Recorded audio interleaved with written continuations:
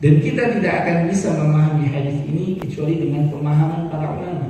Karena banyak orang mengatakan amantu billah wa malaikatihi wa kutubihi wa rusulihi.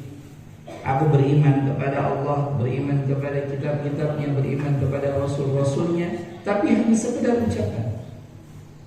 Karena itu Al-Imam Ibnu Qayyim rahimahullah taala dalam kitab beliau Bada'i'ul Fawaid, beliau berkata, sungguh merugi, sungguh buruk keadaan seseorang yang mengatakan Allahu Akbar tapi hatinya penuh condong kepada selain daripada Allah Azza wa Jalla. Maksudnya condong bagaimana? Kalau berdoa berharapnya tidak kepada Allah. Kalau bersandar tidak kepada Allah. Kalau takutnya tidak kepada Allah. Kalau tawakalnya tidak kepada Allah. Maka Bapak Ibu yang dimuliakan oleh Allah Subhanahu wa taala, hadis ini terkandung di dalamnya pokok-pokok keimanan. Karena itu Syekh dalam kitab beliau berkata, pemahaman tentang hadis ini yang pertama makna al-istiqamah. Apa itu istiqamah?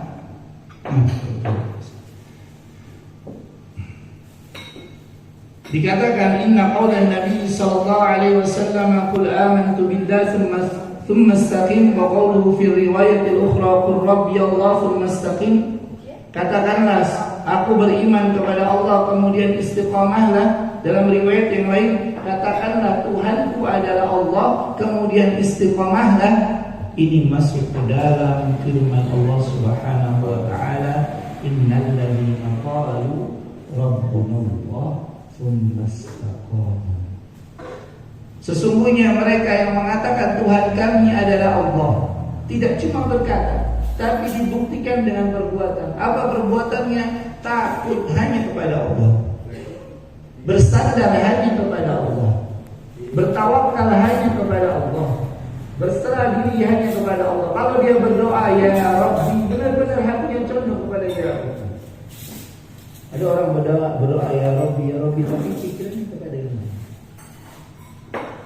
Dia bersandar kepada apa-apa yang tidak mampu untuk dijadikan sandaran. Contoh, bersandar bahwasanya rezeki di tangan manusia. Ini adalah sandaran yang keliru dan pemahaman yang rusak. Kenapa? Karena Allah berfirman, inna rizqakum fis sama. Sesungguhnya rizki kalian itu adanya di langit. Maka Nabi alaihissalatu wassalam bersabda, fa'ajmilu fil qalbi, maka perbaikilah cara dalam meminta. Kenapa? Karena rezeki kita ada di langit, bukan di tangan manusia. Maka rezeki itu nggak ada kaitannya dengan bos, nggak ada kaitannya dengan atasan, nggak ada kaitannya dengan pekerjaan. Rezeki itu berada di langit dan yang menurunkan kepada kita adalah Rabbuna Allah.